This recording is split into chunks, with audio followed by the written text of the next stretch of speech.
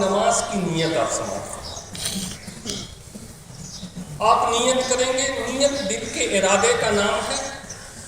دل میں ظاہر سی بات ہے آپ گھر ہی سے ارادہ کر کے چلے ہم عیدگاہ جا رہے ہیں عید کی نماز پڑھیں. نیت آپ کی کمپلیٹ, نو ڈاؤٹ, کوئی شبہ نہیں. لیکن آقا رحمت ارشاد فرماتے ہیں کہ زبان سے کہہ لینا دہرانا یہ افضل اور بہتر ہے. اور اس افضل اور بہتر میں ہے چونکہ محبوب کی زبان عربی ہے اس لیے عربی کے اندر اس کو کہنا زیادہ افضل ہے.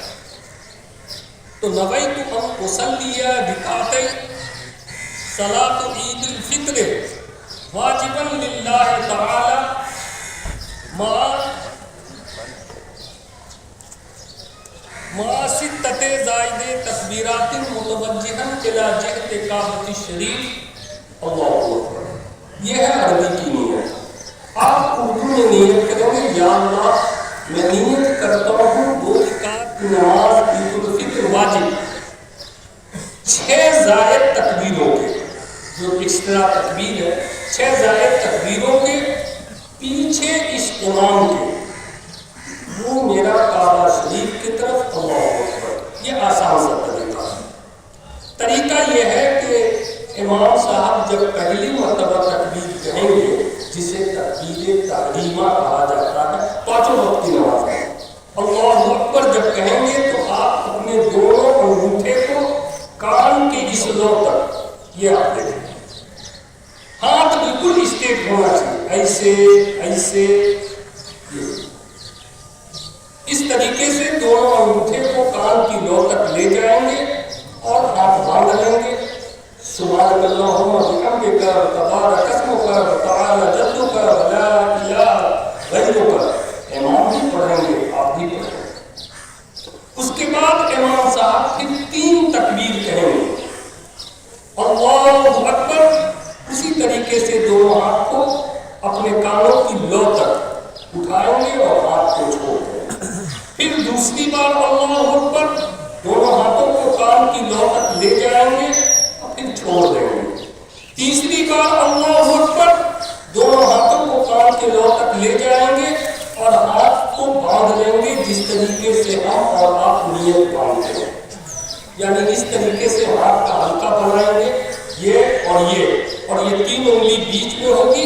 اپنی کلائی کو اس پر رکھیں گے, یہ دونوں انگلی کو اس طریقے سے پکڑیں گے اور یہ 3 انگلی آپ کی کلائی پر ہوگی. یہی سنت طریقہ نیت پالن, یہی طریقہ. یہ صرف عید کے لیے نہیں ساری نماز ہوتی. اس کے بعد امام صاحب سورہ فاتحہ کوئی بھی سورت پڑھ کر کے رکوع میں جائیں گے, سجدے کریں گے, دوسرا سجدہ کریں گے, سجدے سے اٹھیں گے. اٹھنے کے بعد سورہ فاتحہ اور کوئی بھی سورت پڑھ لینے کے بعد امام صاحب کتنی تکبیریں کہیں گے؟ 4 تکبیریں. اس میں سے 3 تکبیر عید الفطر کی نیت میں جو آپ نے کیا تھا 6 وہ ہے, اور چوتھی تکبیر رکوع کی.